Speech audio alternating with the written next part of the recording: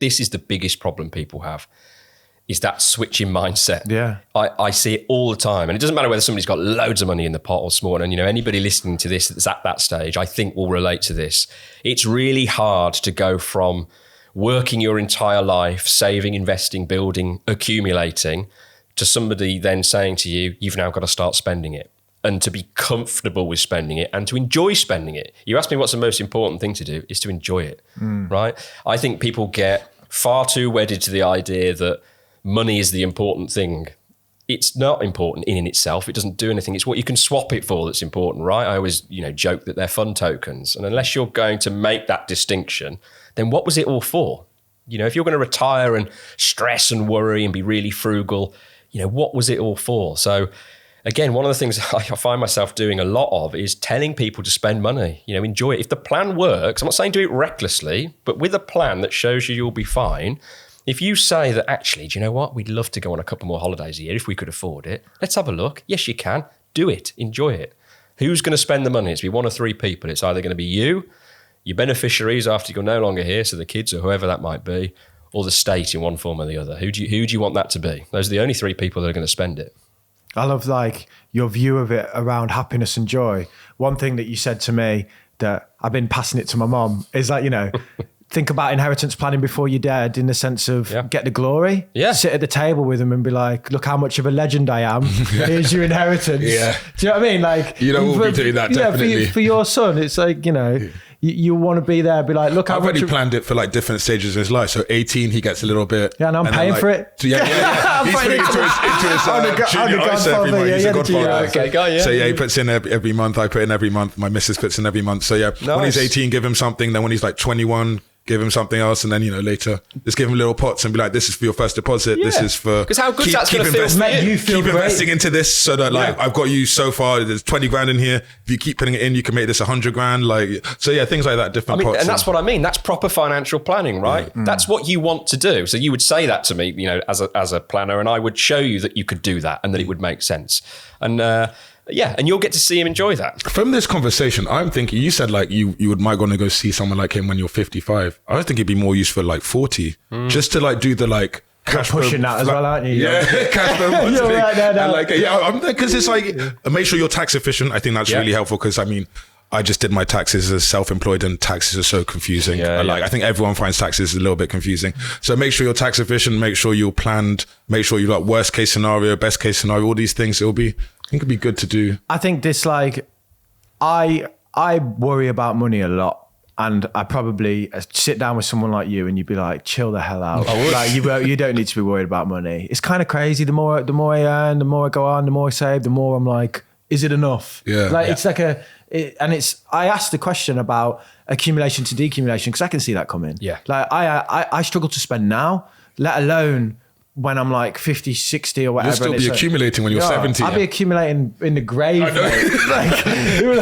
He's got a direct debit going into a passive fund still. Yeah. I look at my nan who's still with us and plenty of money, and sits there with her toes hanging out at the ends of her slippers. And I say to her, Nan, what's going on down there? Not she can hear a word I say, but and there's 15 pairs of slippers that we've all bought her over the years. And she's come from a war generation, right? Yeah. There is no way she's not throwing those slippers away. There's still life in them left. And that's what I mean. That mindset, you'll never get that out of her. Trying to change your mindset now and say to you, Demi, you're done. You've got to spend. It's really hard emotionally. Yeah, one thing that's is this idea of they call it coast fire, but it's this idea that you might actually get to a point at some point where you can stop saving, because if you just let it ride and let the markets do its thing, you'll be okay. And that's probably a conversation that, or at least I should look at, because what's the point in saving into oblivion so that at 70 I can go on a holiday when I should probably be doing that right now? You know? And sadly I see this all the time. People end up not as healthy as you thought you might be in the later years, and you miss the opportunity. Those early years of retirement, let's say you do get to retire early, whatever we mean by early, what do we mean? 50, 55, whatever, that's still considered early. I know lots of us would probably want to do even before that, but those are your years. You're fit and healthy, probably, all fingers crossed. those are the years to enjoy those holidays. So you spend big in those early years? Yeah, so you see a peak.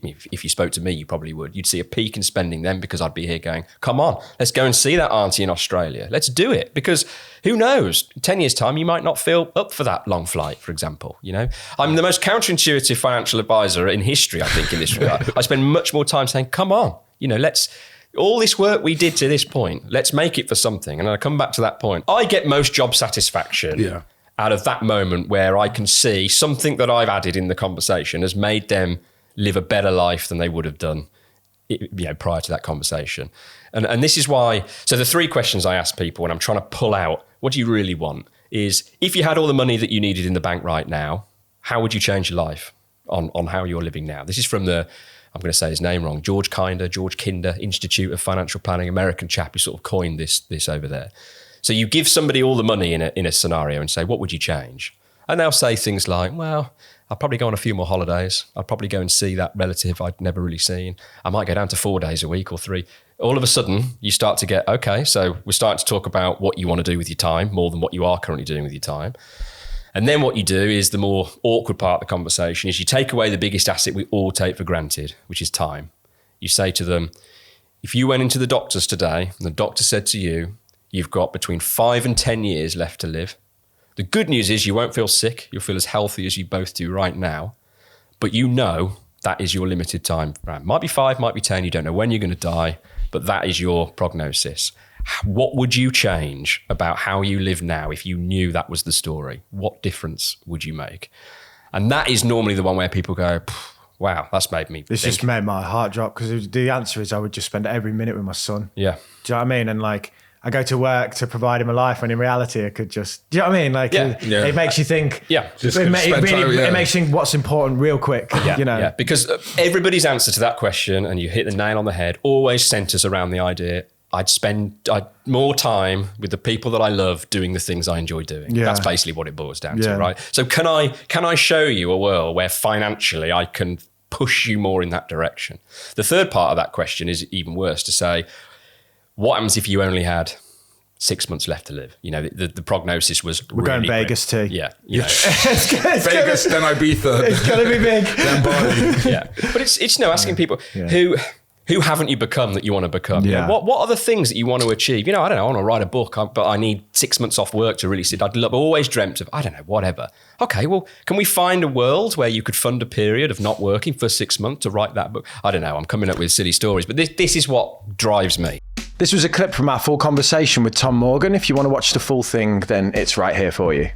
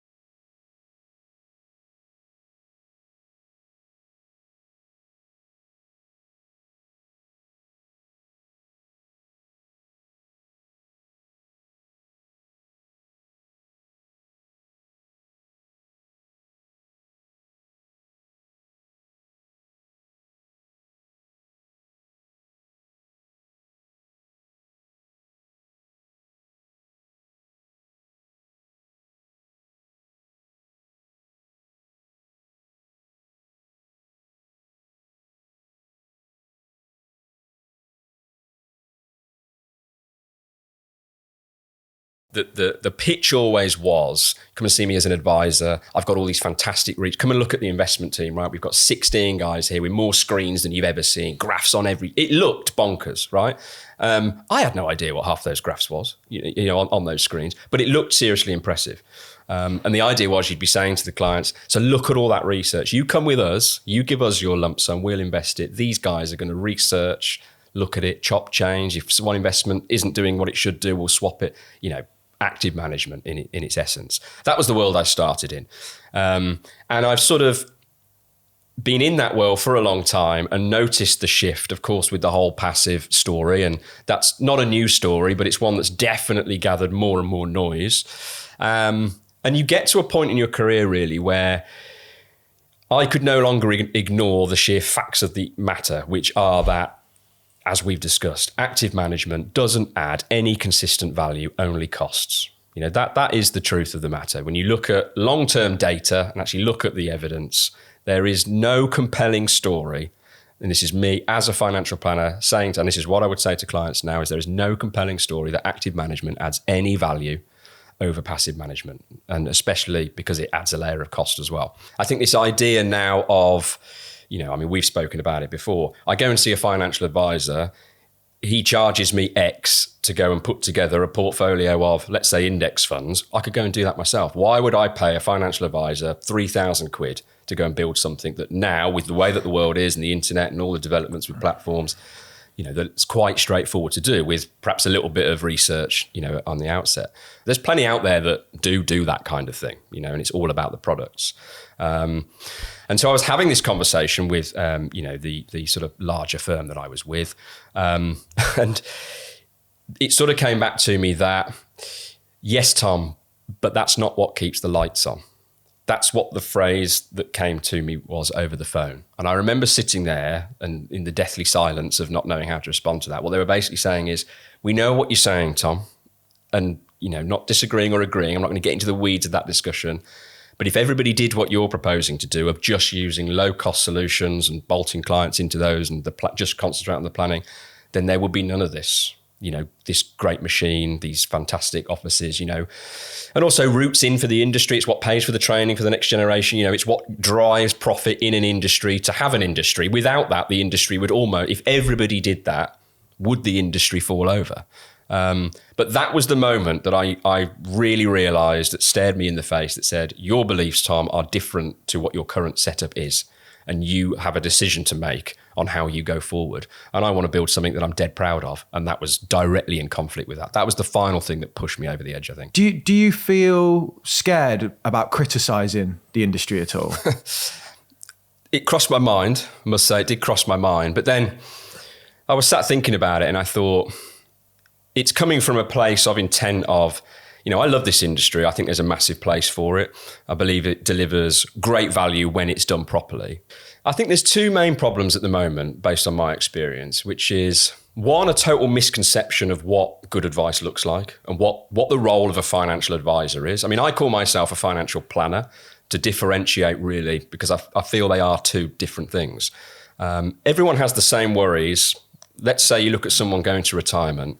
It doesn't matter whether they've got a massive pot or a relatively modest pot, whatever the story is. They're all worried about the same thing, which is, will we be okay? Have we got enough? Can we actually do this? We've reached the top of the mountain. We've built the pots. They're as big as they're ever going to be. We're now going to start spending them and retire.